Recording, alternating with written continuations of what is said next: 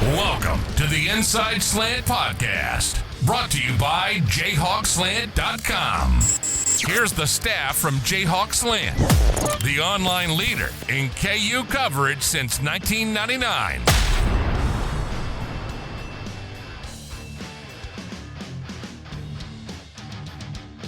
Hey everybody, this is Randy Withers, and welcome into another pregame edition of the Inside Slant Podcast from JayhawkSlant.com. And this will be an interesting one, as we're going to have to look back on a tough loss. Last Saturday, KU fell to Cincinnati 37-34 in a game that went down to the final play. John and I will talk about the loss to the Bearcats, as well as look ahead to this week and what has become a very big game with UCF. To help break down the matchup, we have the best possible guest. Marc Daniels is the director of broadcasting at UCF and a Hall of Famer. He'll give us the opponent scouting report and talk about the game from the Knights' perspective. But before we get into all that, let me bring in the man on the Kansas football beat, the publisher of Jayhawk Slant, my good friend, Mr. John Kirby. John, how you doing? I'm doing well, Randy. You know, it's I posted on the board. I think it was Sunday. I said, "Man, all of a sudden, this UCF game is kind of an important game." I don't know that I had it circled like that before the season started, but you know, you lose that tight one to Cincinnati, and all of a sudden, you know, you got this game is sandwiched in the, you know, now going to Lubbock for the Fox national game on Saturday night. Now all of a sudden this UCF big game becomes a big deal. So yeah, you said it right there. You know, it's frustrating, but it's also the unpredictable nature of college football is, I think, part of what we all love about it so much. Although there are times that I'm sure we wish that, you know, they stuck to the script a little more, kind of like the NFL does. But, you know, what we saw last week, Kirby, that was a tough one. To lose at home in front of a sellout crowd in the new David Booth Memorial Stadium on Parents' Weekend in a game that went down to the wire. Give us your thoughts on a loss to Cincinnati and where you think this team is right now. Well, Randy, you just said I think the key thing right there in your question. You said this one was at home, right? I mean, Yeah. listen, KU is good enough to be in the Big 12 race, okay? They are, I mean, their offense is going to allow them to be a legit player in every game that they're in. Okay, I don't, I'm talking about in Ames, I'm talking about in Lubbock. KU's offense is good enough to have them in every game. But Yep. man, you got to hold serve, right? You got to win the home games because winning on the road is hard. So Uh-huh. I think that was one of the most disappointing things is it was a home game and sold out crowd. And I know we've got, listen, you can break down the crowd and say, hey, it was sold out, but it didn't feel like a sellout and things like that because it was Parents' Weekend. And you know, the crowd can be a little different during some of those games. But, you know, the other thing, Randy, when I talk about disappointing, just giving up 600 yards to Cincinnati. And Oh, my I'm gosh. not taking anything away from Cincinnati because you know that kid's a good quarterback and they've got a nice offensive line and they do have some skill at the receivers. But I mean, 600 yards. And you know, Randy, over my years in doing this, I've had a chance to talk with a lot of college coaches, a lot of times off the record, just chatting.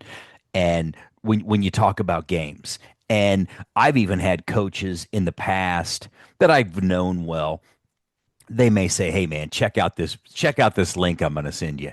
And I've had coaches send me something. They're like, "Hey, you want to know why this receiver or tight end was running wide open?"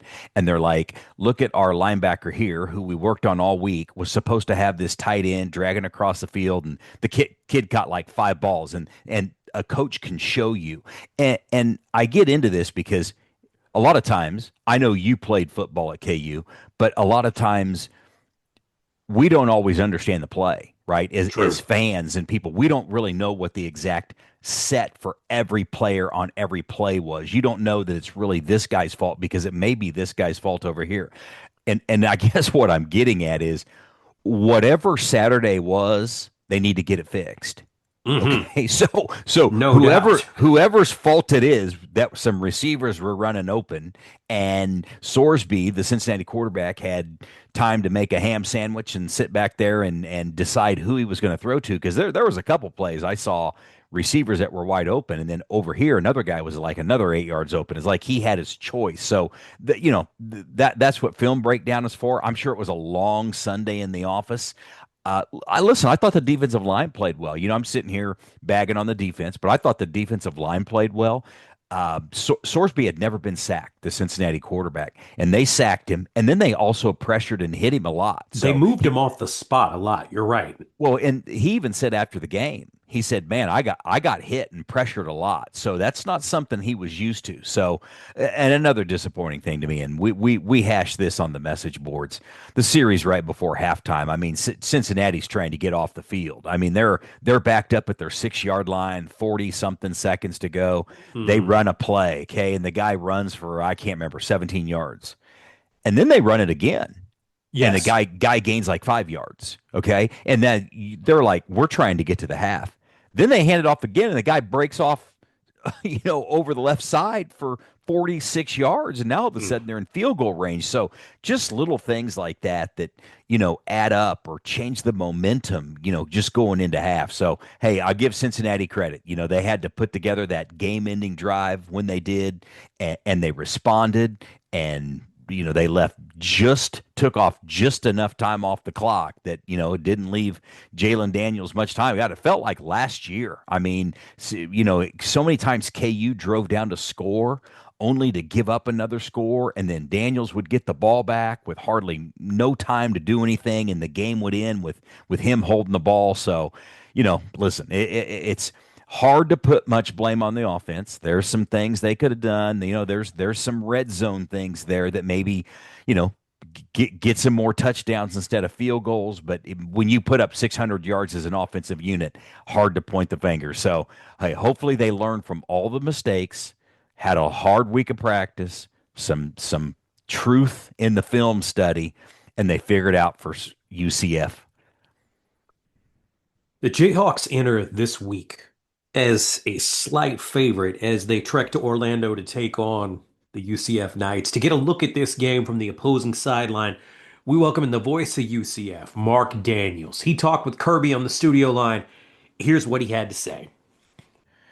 We are going to welcome in Marc Daniels. He is the director of broadcasting, the voice of UCF, and he does a great job. I made several calls and I said, hey, who would be a great guest to have on to talk UCF? And it seems like everybody said, hey, see if you can get Marc Daniels, and he is a member of the UCF Hall of Fame. Hey, Marc, how you doing? Thank you very much for joining us. I'm great, John. Thanks for the invite. Absolutely. I wanted to start off. I mean, Scott Frost is back. I mean, just talk about what it's been like having him back and kind of what the program's been like under him. I think I think it's great having Scott back. I know he's excited for the opportunity, which I'm not quite sure he thought would ever come about, but things aligned, and I think Scott's history of being at UCF before puts him in a spot to have a better understanding about who UCF is and the resources we have and how the program functions in the current climate of college athletics. Not that we don't have advantages and challenges, but I think Scott's got a better grasp. I think he's inherited a program that he knows has some rebuilding to do, but I think feels like he's in position to, kind of ramp up UCF for the next year or two to be competitive in the Big 12. Over 60 new players was going to be challenging, and still a team that's coming together that you hope by the time you get to November is playing better football, off to a good start, winning its first three games, a tough one at Kansas State last week, a big one against Kansas this week. But I think Scott's happy to be here. I know the UCF fan base is excited to have him back because the history here, and people feel really good about the football program as we move forward. All right, so UCF, heck, they were right down the road in Manhattan last week. Now they head back home to face the Jayhawks. I've just as I followed some of the things this week, it sounds like maybe the hot topic's the quarterback situation. I was just hoping you could talk to us because it sounds like two quarterbacks got injured, one came back, but then I was reading there could also be another quarterback in play who actually won the job maybe coming out of fall camp and started week one. So talk about their quarterback situation.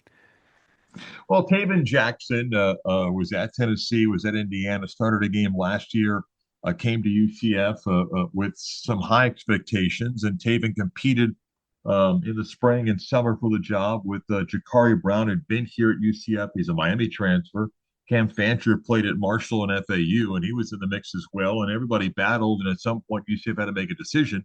They chose to start Cam Fancher the opening game. He got hurt in the first quarter of that game. And then UCF brought Taven Jackson in. Taven had played well the last two and a half games, and went into that Kansas State football game and played okay, and then got hurt in the second quarter. Left the game. Looked like he was going to be done. At first, thought Scott Frost said he thought he had a collarbone injury, and then after being ruled out, at least he thought he was out. Decided how they can give it a go. Asked to get his shoulder pads back on and came back into the football game and played. Jakari Brown got hurt at the end of the first half of the Kansas State game, the same AC joint injury. He started the second half, but he was dinged up. So Scott Frost said at the beginning of the week they were going to monitor the progress of everybody. And at the time that you and I are recording, I'm not quite sure there's a clear decision. My guess is all three are able to play. I don't know exactly who's going to start. There's a good chance that that Taven's healthy enough. He finished the game at Kansas State, but Scott hasn't indicated that that's 100% a decision. And I know that they worked on getting everybody ready to go. Staying with the offense, what do they want to do, Mark? I mean, like, what's their strength? And then who are some of the players to watch there? Well, people try to compare what Scott did in 2017 with the undefeated team to today, and a couple of things are just different. One, the game has changed, where tempo is different in college football. You got to be a little bit, I think, fair to your defense, and also the personnel.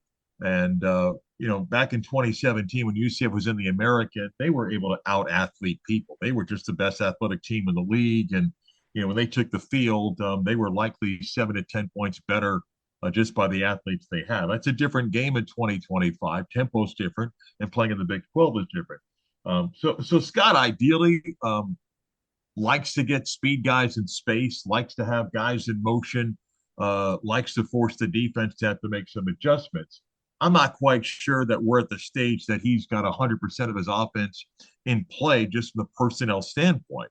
Coming into the season, UCF had inexperience at quarterback at this level, had a lot of experience at wide receiver to this level, had some experience at running back. So that's been a process that is evolving 4 games into it. I don't know what the percentage is that Scott's playbook is at right now, but getting your speed guys in space. They've got some running backs that they feel good about it. Miles Montgomery and Jaden Nixon both, have had big runs this year.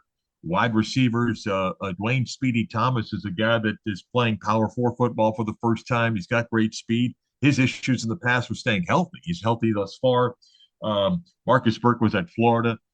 Big 6'2", 6'3" kid that's got some talent. DJ Black started at South Carolina. He was at Limestone.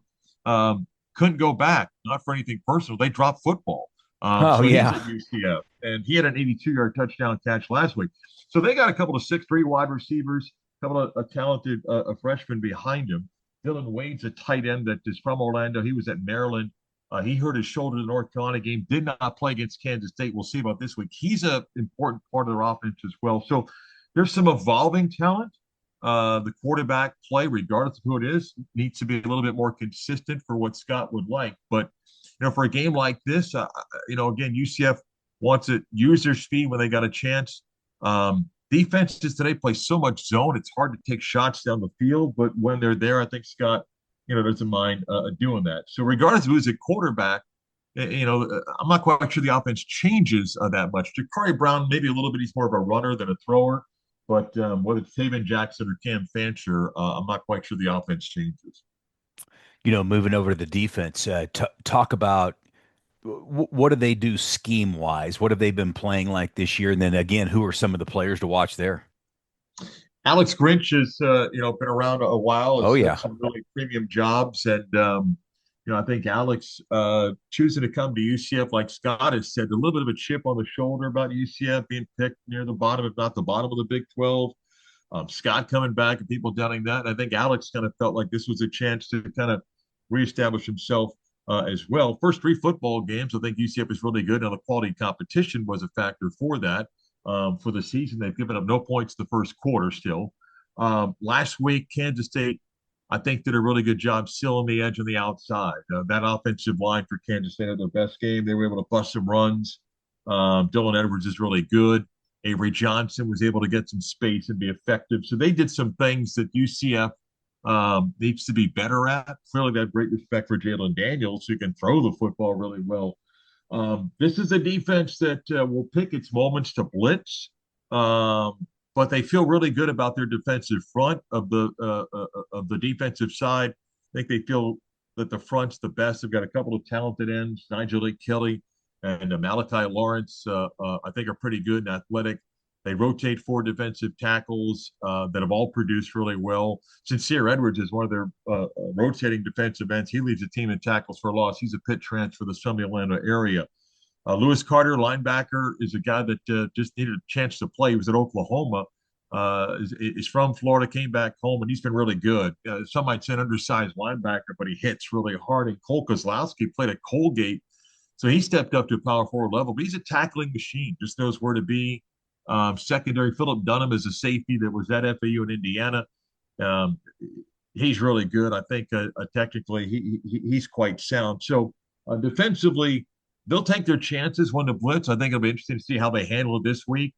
Coverage is going to be important. It's a big playability, obviously, for Kansas, between Emmanuel Henderson, the game he had last week, and just his package. I think UCF respects the running backs. It was an area last year, when Kansas blew out UCF last year, we had a hard time stopping the run. Part of that, there were a lot of issues last year, but first 2 years of the Big 12 UCF defense, I think, played with an undersized secondary. I think this is the first time in now third year that I think they've got a better Big 12 secondary. Not question the effort of guys, but we were trying to play with 5'10", 165 safeties in the Big 12, and you look around the Big 12, and most teams got 6'2", 210, 220 safeties. I think we're in a better spot personnel-wise. But like I said, it's a defense that has played well, leaked a little bit water last week in the run game against Kansas State, and certainly have respect for the quarterback they'll face this week.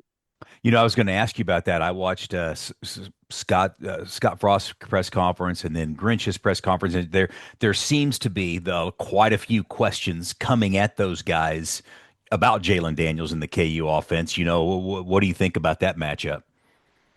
Well, again, he's playing at a high level. It's the guy that you saw a couple of years ago. I mean, he didn't play in last year's game, and I don't even think Kansas threw for 100 yards last year, but they ran for 399. They didn't need to run much. But Jalen healthy, you can see the ability of extending plays, the ability of recognizing defenses, and clearly when his game is on, he's been really good. So, you want to make the pocket uncomfortable for him. So you got to get some pressure. And at the same time, you've got to cover some talent on the outside. So there'll be some interesting one-on-one matchups, and I'll be curious what kind of adjustments Alex Grinch makes for a matchup like this, and when to pick your poison. And you hope that if you're UCF that the crowd's a factor. So, part of the history of UCF is sometimes you make it tough on the opposing team with the way our stadium is set up, and you want some good things early for you. And obviously want to create some turnovers. UCF this season is +3 in turnovers, and you hope you can win that battle, and obviously put him in third long situation. And but easier said than done against a talented quarterback. Well, Mark, I kind of want to just wrap it up. Overall, how do you see this matchup on Saturday?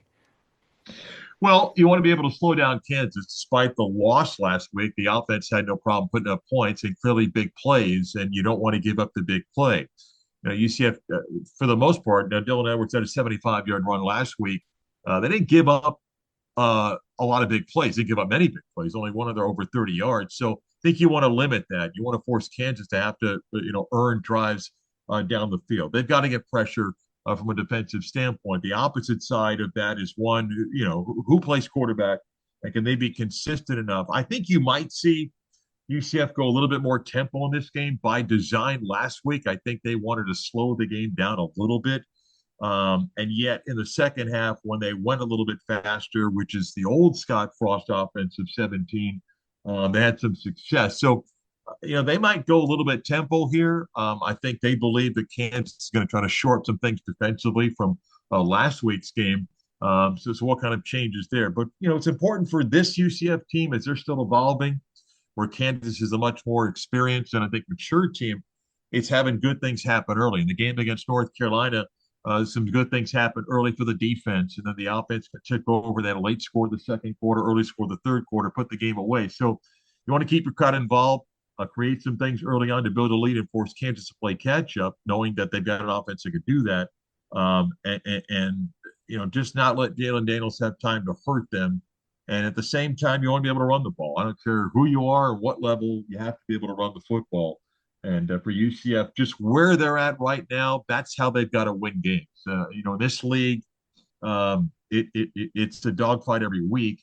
You've got to limit mistakes. And last week at Kansas State, between penalties and a few other plays that you can't make mistakes on, it's the difference in what becomes a two-score game, where if you clean up penalties, and we had 4 offensive penalties on one key drive that was trying to make it a one-score game with half the fourth quarter to go, and a hold that had 8 yards away from the runner who was well past the line. 2 delay of game penalties that you just can't have when the play's called in and your quarterback's trying to read the defense, and false start. So those things you got to clean up. If you do, you give yourself a better chance. If you make those mistakes in this league, you're going to get beat. That's great stuff. That is Marc Daniels. He is the voice of UCF Sports, does a great job. Marc, thank you very much for joining our show. I know our listeners are really going to enjoy hearing this breakdown. Thank you, John. Appreciate it. That was Marc Daniels, Hall of Fame broadcaster from UCF. He does a great job covering their program, and it was awesome to have him join us and talk about this game. John, I know you posted on the message board about how this has become a really important matchup. Let's get into this thing and break it down. Yeah, Randy, the only thing that I don't like is that it's on the road. Okay. Yeah. I mean, you're Central Florida, they had a tough one, gave up some yards, got pushed around a little bit by Kansas State. Now they get to go home. And, I've heard they're expecting a good crowd for this one. I also know I think there's going to, be a good contingent of Jayhawk fans there too, as well. But being on the road, KU's got to answer. And, Marc touched on it from the Central Florida standpoint. You really don't know who right now, as we do this podcast, you don't know who their starting quarterback's going to be. So that's going to be interesting too. DK McDonald said that he doesn't think there's enough difference in the games between the possible 3 quarterbacks that it changes much, but I think they do have some slight differences in their strengths. So that'll be very interesting. Listen, one thing, Randy, that Cincinnati posed a threat is the Sorsby, the quarterback, could run the ball. They could run the ball. They had a good offensive line, and they could throw the ball. Okay. From everybody that I've talked to and the film that I've watched, I just don't see Central Florida as much of an offensive threat as Cincinnati. Now, that doesn't mean they don't have good athletes and some speed. They do. I just don't think they're as well balanced as Cincinnati. And I don't think UCF throws the ball. Okay, so, hey, if they sit out here and go for 340 yards through the air against KU, then we're going to be on our next podcast talking about some real problems. So, Yes. so I think this game is really is a good matchup for KU in this one. This is a game I want to see the defense come out, and I want to see them respond much better than they did last week. I want to see them play like their hair's on fire. I want to see the defensive line. I think KU's defensive line can get after Central Florida. Central Florida's offensive line is just kind of so-so. And KU's D-line can be pretty good. So that's another advantage, I think, in the Jayhawks' favor. I said this earlier, and I mean this. As long as Jalen Daniels is healthy, KU's offense is going to have a chance to keep them in every Big 12 game that they play. And I really do think that's going to be the case for this coming week. Listen, this is kind of their first true road trip if you think about this. Okay, this is the first road trip that they're going to have to, drive to Topeka, get on a plane, fly to Orlando, because when they played Missouri, they bust over. I mean, it's just a 3-hour bus ride. Yeah, bust over that morning. Right. So I mean, this in terms of road game is really kind of their true road game. So listen, it's a night game. right? And you've heard it from coaches and players all the time. Everybody hates sitting around and in their hotel room and finding things to do. And Watching everybody else play. yeah. I had one of the KU players this week, we were talking with, what do you do during the day? He goes, I sleep. So I mean, College kids, there you go. absolutely. So I just think in this, Randy, in the end, I mean, this will be a tester, right? This will be one of those games that probably pushes your nerves some. I just think KU can outscore Central Florida. Like if this comes down to a game where both teams are moving the ball, I like KU's offense better than I like Central Florida's offense. So, I like the fact that UCF can go some man and try to probably, put a lot of focus on Jalen Daniels. And I think it's going to give the receivers some ability to get open and work that side. So I think UCF will play well. I think they'll make it a competitive game. I just don't see KU losing this one. So I've got the Jayhawks 31-24. Give me yours. Well, this is a little bit different, Kirby. Our scores are often similar, but normally I'm the one that's got a little bit of a bigger differential in regards to points. I see this being a little bit closer. I see KU going on the road, and this is what's interesting about this matchup with UCF is, obviously they're led by Scott Frost, who's in his second stint there as head coach after just a disastrous few years, 4 years up in when he returned home to Nebraska. He's an offensive guy, but what has really stood out so far about UCF so far this season has been their defense. They're only giving up just over 17 points a game. That ranks them in the top 25 in the country, and they're in the top 35 in total yards per game at 325 yards a game. Specifically, though, their pass defense has impressed in that they're giving up under 160 yards a game through the air, which puts them 13th in the country, and less than 6 yards a pass, which puts them seventh. Now, obviously, it's early in the year. Most teams are a month into this thing. They might have 4 games, and that's where UCF is right now. They are 3-1. What's interesting about this game is that both teams lost games in the state of Kansas last week. Obviously, KU fell at home to Cincinnati. UCF went on the road and lost in Manhattan to Kansas State. I I believe that Kansas will win this game, but I think the way that you described it, you said it well. There are going to be some times that are going to push your nerves a little bit. I think Kansas fans need to be prepared for, like you said, the fact that it's a night game, the fact that it's a real road trip, the fact that you're dealing with a little bit of, it's not just a change in schedule, but it's a different time zone.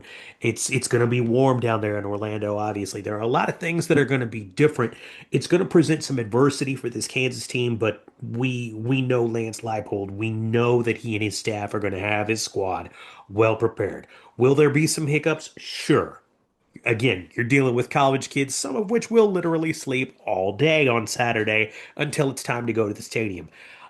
I think there will be some nail-biting moments, but when I look at this Kansas offense, like you talk about, I mean, the specifically Jalen Daniels having a veteran quarterback that is a dual threat that has shown every year and especially early in the season so far in 2025 his ability to be accurate on the run, make plays with his feet, as well as the emergence of the some of the receivers that they have brought in, specifically uh, Emmanuel Henderson, who has just been an absolute burner on both special teams and on offense. I think we see big plays from him maybe in those two phases of the game. I also think that we're going to see a lot from Bowden Groen and Pickett as he gets Cam Pickett as he gets a little more back into the lineup after being banged up a little bit. I think the Kansas offense is going to find some success through the air, though there may be some times where UCF flexes those muscles that have got them as one of the top pass defenses in the country. That said, KU goes on the road. I think they get this one done. I see this one going 34-28, a little bit closer than you do, but I know we both do agree, and we hope to see a better result on Saturday down in Orlando. Switching gears here. I know we haven't seen much going on, or I haven't at least, with recruiting on the boards. So I wanted to end the show giving you a chance to kind of tell us if there are any new developments coming from the recruiting trail or anybody that you're tracking after the home game. I know we're going to have two road games and then a bye week. So I'm assuming recruiting is probably going to slow down and continue to be kind of quiet. Gosh, maybe for the next month. Well, Randy, you said, the interesting thing is the two road games in a bye week. So basically, that's a month that they're not in the booth. So I mean, yeah, recruiting has been slow and is probably going to be slower during those times, just because there's no home game, no guys coming in. I think the coaches are going to get out on the road in the bye week. Over the weekend, they did offer Cooper Onmock out of Great Bend. One of the top players in the class. He was in camp. I think they just, took a little while to offer him. I think they just wanted to evaluate him, make sure that, he fit what they wanted to do, but they want him on the defensive side of the ball. He's a good athlete, could probably play on either side. So not a lot of news coming out of the visitors. I don't think there was any real new offers extended over the weekend. So, we're going to get that 4 months off. But remember this, Randy, and, I bring this up on it feels like maybe every other podcast. The 2026 class is pretty much full with high school recruits. Okay. And I don't know. I know the staff's looked at and evaluated other commitments from these coaching staffs where some of these coaches are getting fired. But from everything I've heard, I just don't think there's going to be a lot of spots for high school. I think the real focus is still looking at the transfer portal, which is going to be hot and heavy. This is going to start in December. And although the new portal rule is going to come out and say you can't enter the portal until January, I'm going to tell you what's going to happen. December is going to be an absolute crap show in the month of December, because what you're going to have is you're going to have all these players announcing that they intend to enter the portal, right? So Yeah. although they can't officially do it, and then that's going to let their agent start talking on their behalf behind the scenes with college coaches. So, I mean, we've pushed the portal back, but I still think December is going to be nuts leading up to the portal. So that's kind of where we're at. That will do it for another pregame edition of the Inside Slant podcast from JayhawkSlant.com. We've previewed the matchup with UCF. You're ready to roll. Looking for a better result, like we said, from Orlando this weekend. Let's get her done. For my man John Kirby, I'm Randy Withers. You've been listening to the Inside Slant podcast from JayhawkSlant.com. We will talk with you again soon. This has been a podcast from JayhawkSlant.com.